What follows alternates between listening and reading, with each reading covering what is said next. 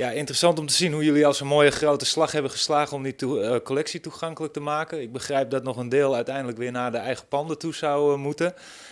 Dat er ook nog wel wat spanningsvelden zijn met het bewaren van alle documentatie rondom de collectie in informatiebeheerssystemen. Want die objecten krijgen natuurlijk parallele levens in de vorm van alle informatie die wij daarover verzamelen en ergens willen onderbrengen.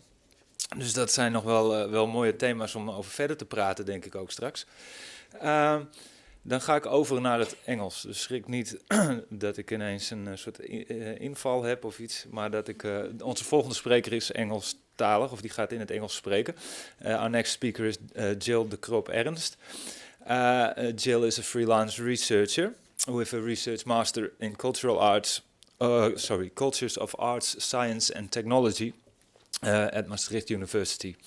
She is currently working for the Dutch Foundation for Academic Heritage, de Stichting Academisch Erfgoed, on an Erasmus project, Teaching with Objects. And teaching with objects is also the topic of her presentation. So may I invite you to come forward, Jill. And as with the other speakers, I will give a high five when you reach your last 5 minutes, and a big peace when you reach your last 2. Good luck. Thank you. Sorry, my presentation is going to be in English. Thank you so much for being here today. Today I'm going to talk to you about the Teaching with Object project. I will talk about the project itself by introducing the partners involved, but also the aims of our project. I will talk to you about the research we have conducted so far, but also some of our findings. And then I will talk to you about the next steps we are currently taking in the project. The Teaching with Object project is an Erasmus Plus project, and it's a collaboration of the Dutch Foundation for Academic Heritage with the Things That Talk Foundation, the University of Padua, Humboldt University, the Jardin des Sciences, and the Ghent University Museum.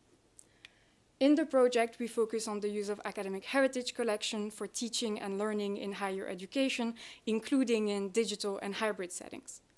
Academic heritage collection, they have this huge potential to enrich teaching and learning in higher education.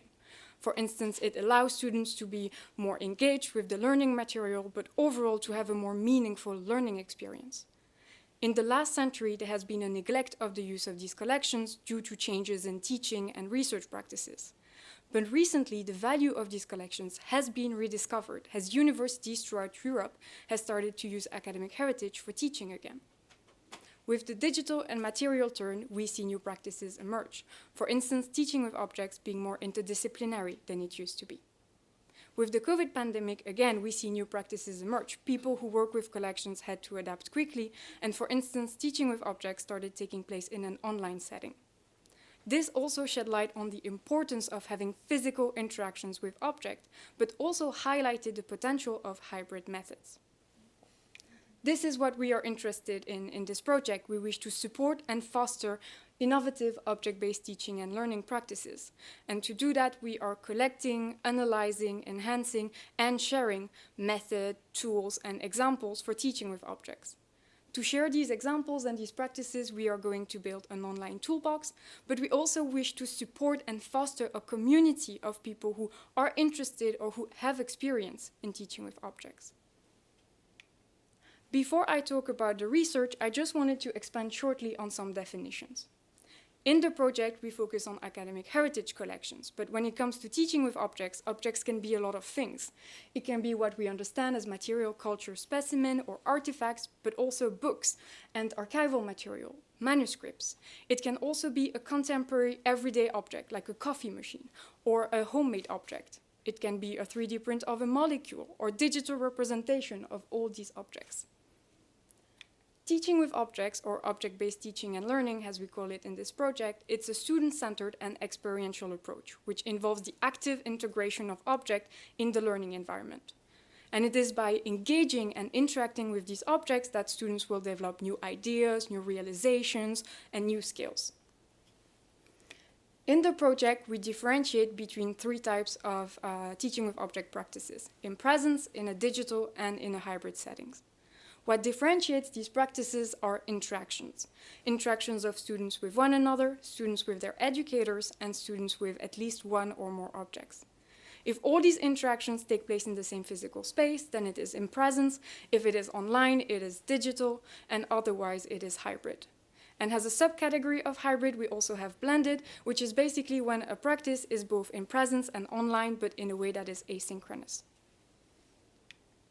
In terms of the research, we started with a literature review. We looked on different platforms using combinations of keywords. We mainly looked in English, but also in French, in Italian, and a little bit in Dutch. And then in addition to this, we used a snowballing method looking at the list of reference of the sources we collected. As a result of this, we have collected over 100 sources, going from peer-reviewed articles and books to videos and blog posts, and we started noticing some patterns emerge in the literature.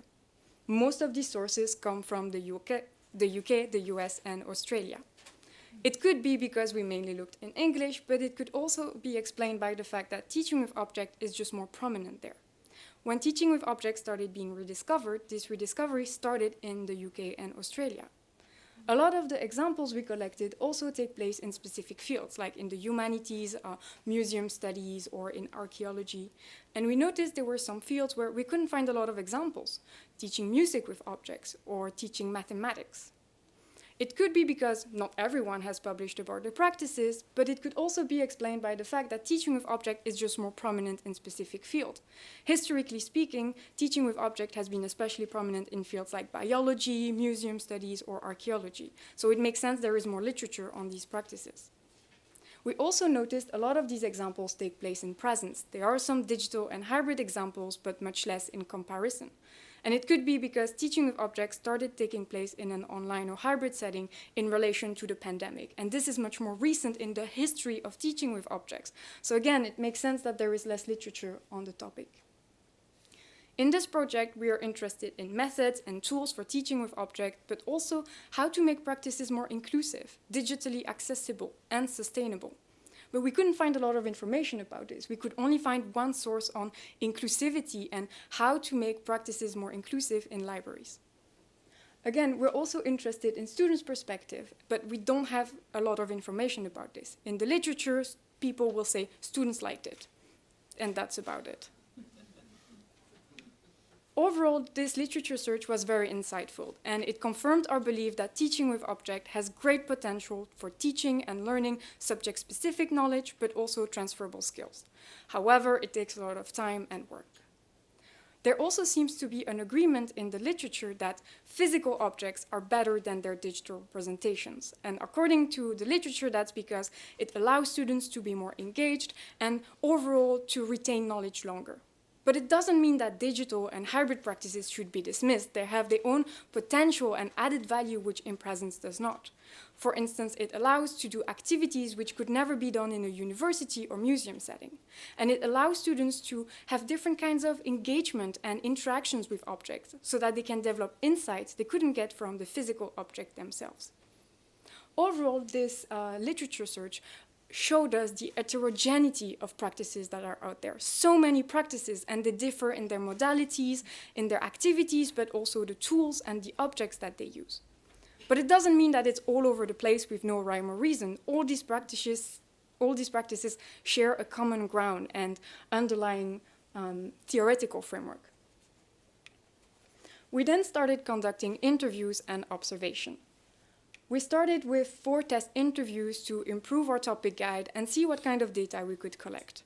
And thanks to workshops we conducted at the University Pre-Conference and Conference and the survey we created, we have collected over 50 potential interviewees. We're currently shifting from the first wave of the interviews to the second one, but what I really want to emphasize is that during the interviews, we try to learn as much as possible about specific examples. How are they prepared? How are they carried out? How do students react? But we're not only interested in educators' and curators' perspective, but also students. So we started observing lesson. We look at the practice, but also the environment, because that's a topic that is becoming more prominent when it comes to teaching with objects. And then, of course, the students. What are they saying? How are they reacting? Are they even engaged? And then we ask them about the experience of the lesson, but also we ask them about teaching with objects in general and what they think best practices are. And we always have a very short discussion with the educator or the curator, see what they thought about the lesson and how that matches students' answers. I'm going to talk to you about some of our findings in this research.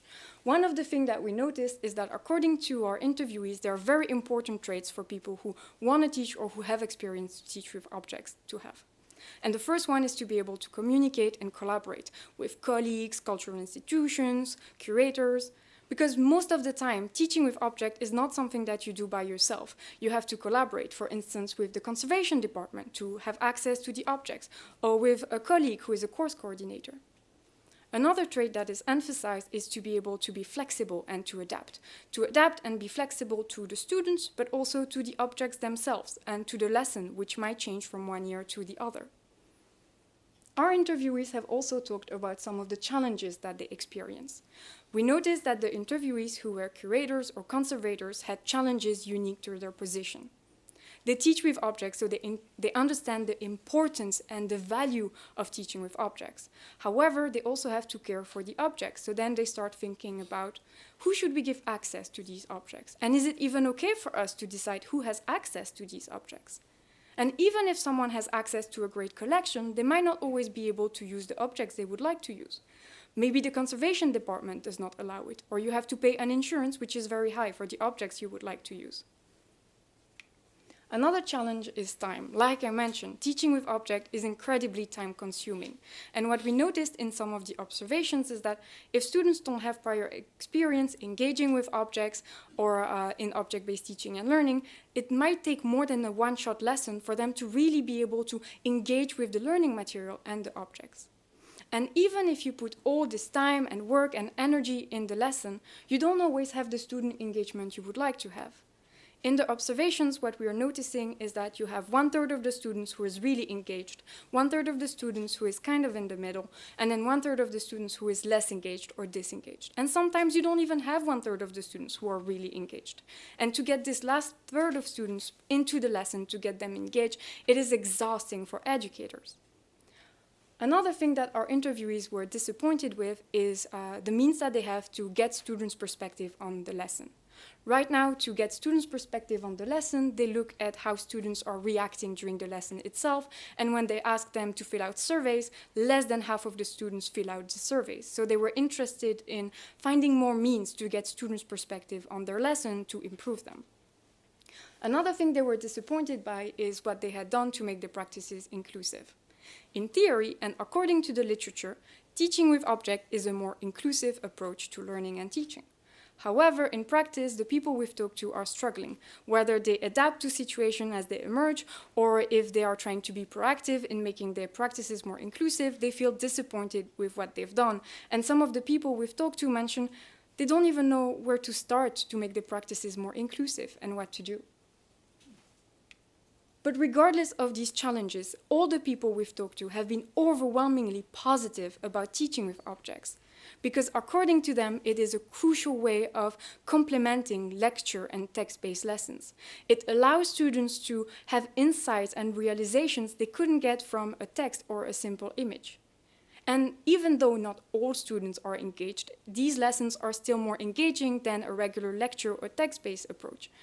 All the students who have filled out our survey were overwhelmingly positive about the lesson they had attended, regardless of their level of engagement during the lesson.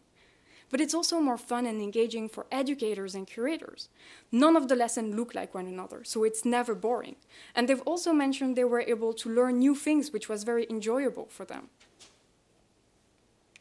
We also see some interesting discussions emerge between interviews and observation. While teaching with object is both fun and educational, some of our interviewees have mentioned that the emphasis should be put on fun, because it's a crucial way of engaging students. Other of our interviewees have mentioned that it should be educational, because it's a way of complementing a regular lesson, but you also put the objects at risk, so it has to have an educational value. Another discussion is about what kinds of objects to use. Some people have an alternative or a separate teaching collection with not the best objects available, to not put the best objects available at risk. Other people say it is necessary to use the best objects, the most precious objects, because it allows students to have better insights. And of course, maybe not all the best objects, but at least one would suffice. The final discussion is about inclusivity.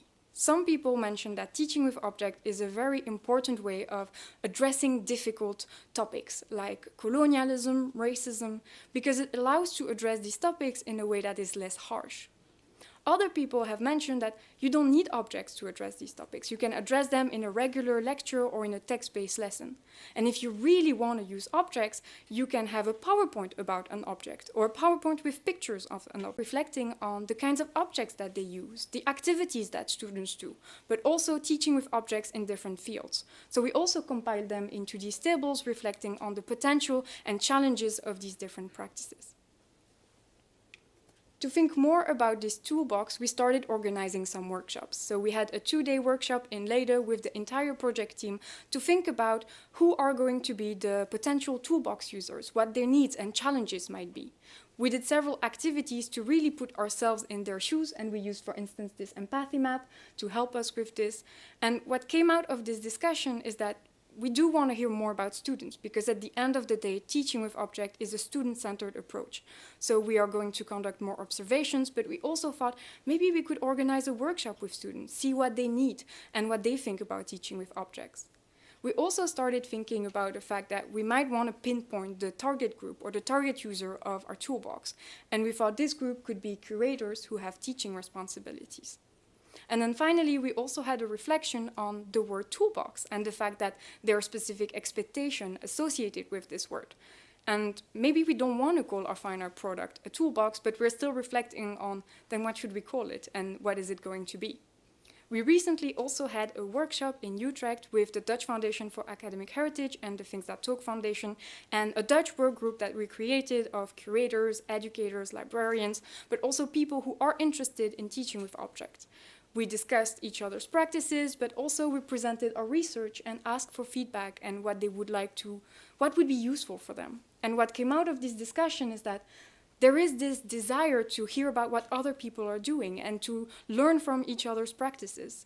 And this desire to emphasize more the sense of community and network is something that we think we really want to focus on with the final output of our project. But that's also why I'm here today. We are interested in you. What do you need? How can we help you with our project? If you're interested in the project, you can scan the QR code. It will link it to the website where you can see the updates about these workshops. But you can also maybe fill out a survey if you're interested and if you would agree to being interviewed, or if you would allow me to observe one of your lessons, and if you're interested in being part of the Dutch work group. Thank you for your attention.